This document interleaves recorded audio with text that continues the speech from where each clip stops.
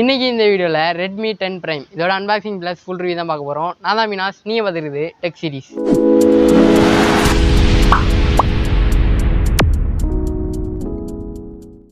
Unboxing பார்க்கலாம். பாக்ஸுக்கு முன்னாடி மொபைலோட இமேஜ் கொடுத்துருக்காங்க.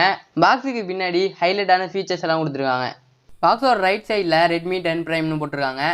லெஃப்ட் சைடில் India's number 1 quality smart phone பிராண்ட்னு போட்டிருக்காங்க. ஃபர்ஸ்ட் பாக்ஸ் ஓப்பன் பண்ணலாம். பாக்ஸ் ஓப்பன் பண்ணோன்னா இன்னொரு பாக்ஸ் கொடுத்துருக்காங்க. அதில் சிம் டிஜெக்டர் டூல் இருக்குது. டிபி கேஸ் கொடுத்துருக்காங்க.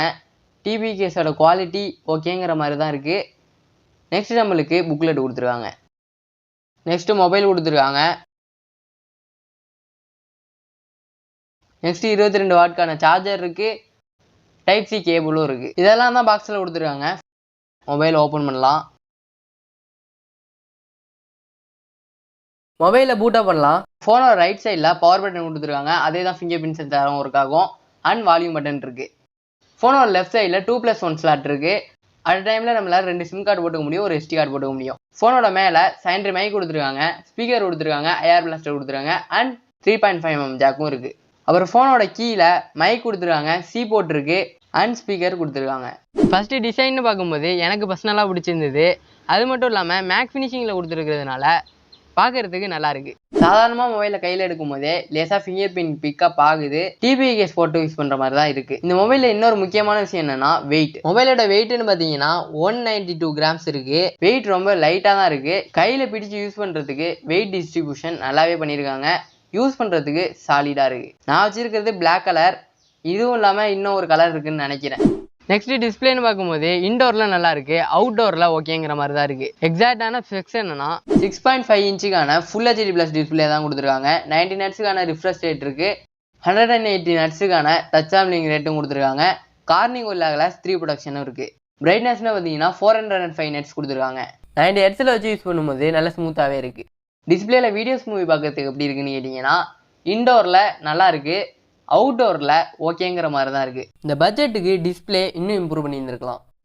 ப்ராசஸர்னு பார்த்தீங்கன்னா மீடியாடெக்கோட ஹீலியோ G88ங்கிற ப்ராசஸர் யூஸ் பண்ணியிருக்காங்க. ஜிபியூன்னு பார்த்தீங்கன்னா ஆமாலி G52ங்கிற ஜிபி யூஸ் பண்ணியிருக்காங்க.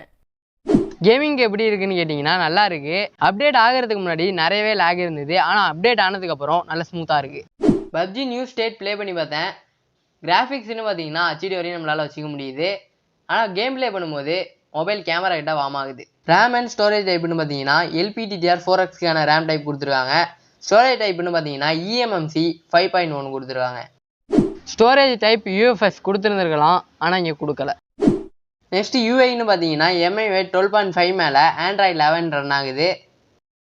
இதில் நிறைய ப்ளோட்வேர்ஸ் இருக்குது, அதை நம்ம அன்இன்ஸ்டாலும் பண்ணிக்க முடியுது. ரெட்மினாலே ஆட்ஸ் வரும். ஆனால் இந்த மொபைலை நீங்கள் ஆன் பண்ணும்போதே சில ஆப்ஷன்ஸ் இருக்கும். அது ஆஃப் பண்ணிட்டு உள்ள வரும்போது உங்களுக்கு ஆட்ஸ் வராது, நல்லாயிருக்கும். சார்ஜிங்னு பார்க்கும்போது 6000 mAhக்கான பேட்டரி கொடுத்துருக்காங்க. 18 வாட் ஃபாஸ்ட் சார்ஜிங் சப்போர்ட்டும் இருக்குது. ரிவர்ஸ் சார்ஜிங் நம்மளால் 9 வாட் வரையுமே பண்ணிக்க முடியும். ஆனால் பாக்ஸில் 22 வாட்க்கான ஃபாஸ்ட் சார்ஜிங் கொடுத்துருக்காங்க. 22 வாட்க்கான ஃபாஸ்ட் சார்ஜர் அதிகமாக இருந்திருக்கும் போல் இதுலேயும் கொடுத்துருக்காங்க. சார்ஜிங் டைம்னு பார்த்தீங்கன்னா ரொம்பவே ஸ்லோவாக தான் இருக்குது. 0 to 100 ஃபுல் சார்ஜ் ஆகுறதுக்கு 3 to 4 hours ஆகுது. பேட்டரி லைட் யூஸுக்கு 2 நாள் வருது, ஹெவி யூஸுக்கு 1 நாள் வருது. நெக்ஸ்ட் ஆடியோ குவாலிட்டின்னு பார்க்கும்போது ஸ்டீரியோ ஸ்பீக்கர் கொடுத்துருக்காங்க. வீடியோஸ் மூவி பார்க்குறதுக்கு ஆடியோ குவாலிட்டி நல்லா இருக்குது. கால் குவாலிட்டியும் நல்ல லவுடாகவே இருக்குது. செக்யூரிட்டின்னு பார்க்கும்போது side mounted finger print sensor இருக்குது, ஃபேஸ் அண்ட் லாக்கும் இருக்குது. ஃபிங்கர் பிரிண்ட் சென்சார் நல்லா ஃபாஸ்ட்டாகவே இருக்குது, ஃபேஸ் அண்ட் லாக்கும் நல்லா ஃபாஸ்ட்டாக தான் இருக்குது. லோ லைட்டில் ஓகேங்கிற மாதிரி தான் இருக்குது. இது மட்டும் இல்லாமல் ப்ளூடூத் 5.1 கொடுத்துருக்காங்க, ஒய்ஃபை AC பேண்டும் கொடுத்துருக்காங்க. இதில் ஃப்ளாஷ் ப்ரூஃபும் கொடுத்துருக்காங்க. முக்கியமான விஷயம் கேமராவோட டிசைன் எனக்கு பர்சனலாக பிடிச்சிருந்து. மெயின் கேமரா 50 மெகாபிக்சலுக்கான கேமரா கொடுத்துருக்காங்க.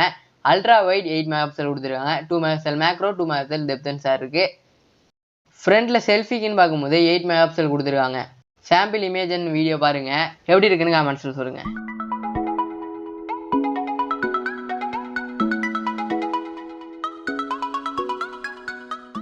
ஆனால் டிஸ்பிளேல பார்க்குறதுக்கு இமேஜ் குவாலிட்டி ஒரு மாதிரி இருக்குது. அது ப்ராசஸ் பண்ணிட்டு இமேஜை காமிக்கும் போது இமேஜ் குவாலிட்டி நல்லா இருக்குது. என்னதான் இதில் மெயின் கேமரா 15 மெகாபிக்சல் கொடுத்துருந்தாலும் பிக்சர் குவாலிட்டி ஓகேங்கிற மாதிரி தான் இருக்குது. வீடியோ குவாலிட்டியும் ஓகேங்கிற மாதிரி தான் இருக்குது. செல்ஃபி கேமரா நான் நினச்சதை விட நல்லா தான் இருந்தது. பிக்சர் குவாலிட்டியும் சரி, வீடியோ குவாலிட்டியும் சரி. வீடியோ நம்மளால் 1080p 30 fps வரையுமே எடுத்துக்க முடியுது.